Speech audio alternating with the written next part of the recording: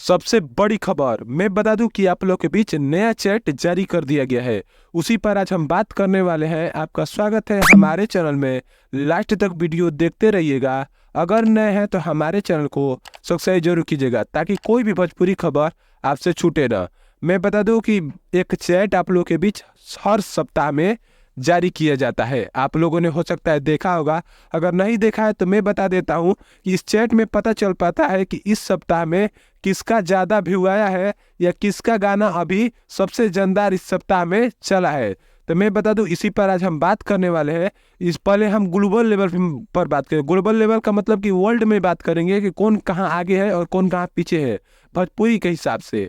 तो मैं बता दूं कि ग्लोबल में अभी 10वें नंबर पर चल रहे हैं पवन सिंह और 13वें नंबर पर चल रहे हैं खेसारी लाल। वो 10वें में नहीं है, वो 13वें पर चल रहे हैं और 6वें पर चल रही है शिल्पी राज ग्लोबल में।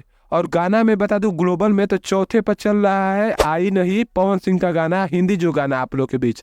और 38 पर चल रहा है सड़िया। आप लोगों ने सड़िया सुना होगा, पवन सिंह का गाना, वो चल रहा है 38 नंबर पर।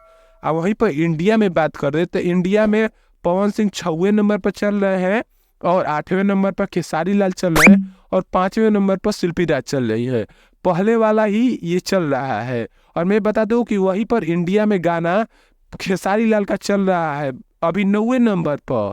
इका करेलू आप लोगों ने सुना होगा इस गाने को। बहुत दिन तक ये भी गाना आने के बाद ट्रेंडिंग में रहा।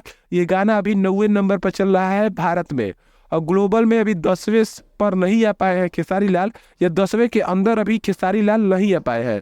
अभी पवन सिंह ही 10वें तक आ चुके हैं और 6वें पर शिल्पी राज चल रही है, जो हर एक गाना में खेसारी हो या पवन हो, हर एक गाना में इस समय गाती रही है, इसीलिए वो 6वें नंबर पर चल रही है।